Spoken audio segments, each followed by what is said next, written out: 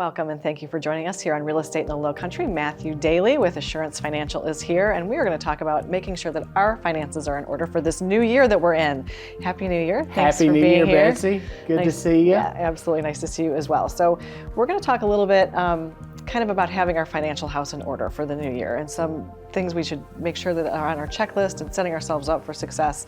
So let's talk a little bit about that. Sure, Betsy. So, we all come up with New Year's resolutions and things we want to do, and we want to talk about that checklist, so to speak, as far as your finances. Some things that you probably should take a look at and review and make sure you're where you want to be and setting yourself up for success later on. So the first thing is, reach out to one of the 3 credit bureaus and pull a free copy of your credit report. Okay. Take a look at it, see that there's no surprises, because oftentimes there's things there we don't know is there. Right. Especially nowadays with identity theft and all that stuff. Exactly. There's a lot of stuff, things can creep on there, so it's a good practice to do that. And I recommend doing that a couple times a year. Okay.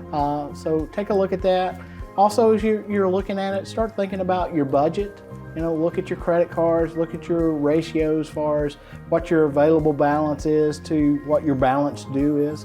Really work hard to keep that at 30% utilization or less to optimize your score. Okay. And when you look at your budget, start thinking about where you're at with savings. Where's that savings at? Experts say you want to have 3 to 6 months of income saved and set aside for unexpected things. Life happens, things come up. So look at that. And also from a mortgage perspective, if you think you're going to buy an investment property or you're going to be buying your first time home, you need to have a good plan to have a down payment set aside in that regard.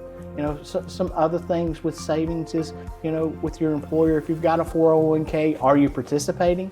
And are you maximizing that? A lot of employers, offer, they may allow you to contribute, 6% and they match half of that, or some employers match dollar for dollar. So maximize that opportunity. That really makes a difference over time. Yeah, and those things come right out of your paycheck, so it's not like you have to physically. Right, it comes out of your paycheck, and oftentimes it's set up for its pre-tax. So say you add a couple $100 per pay period, you're not going to see a $200 decline. You may only see $100, $120 difference per your paycheck. But you're going to see a big difference in your retirement. See a huge difference down the road utilizing that. The other thing with your 401k is look at how the performance is. We've been in a volatile market over the last 12 to 18 months. Maybe where you're putting some money the last 12, 18 months may not be the best place to be putting that money today. So look at that, make sure you've got a balanced portfolio, that you're not going to just 1 or 2 different funds, that you've got that spread out for different risks. Well, and as you get closer to retirement, or where you are in the spectrum versus retirement, it makes a big difference. Absolutely. You want to be, if you're thinking you're going to retire in 5 years or less, you're going to have a much more moderate risk tolerance versus somebody that's 25 years old just getting started. Exactly. For sure. One other topic is, insurance. Home property values have increased, and your coverage on your current policy, maybe you've been in your house 10 years and you bought your house for $300,000 and you got replacement at $300,000 on your house. Your house is worth $500,000-$600,000 today. Right. So make sure you've looked at that and made those adjustments, and I'd encourage you to shop, because you may find a better deal. Just reach out and look and see what that looks like.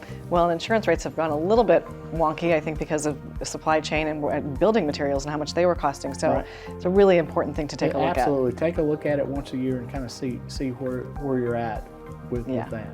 And so let's talk just briefly. We only have a little bit of time left here, but if somebody is thinking, okay, I want to have a down payment, or I think I'm going to be buying a house this year, selling my house, buying a house. What are some things that they can do to make sure that they have, they're putting their best foot forward when they're coming to a lender? Right. 2 things.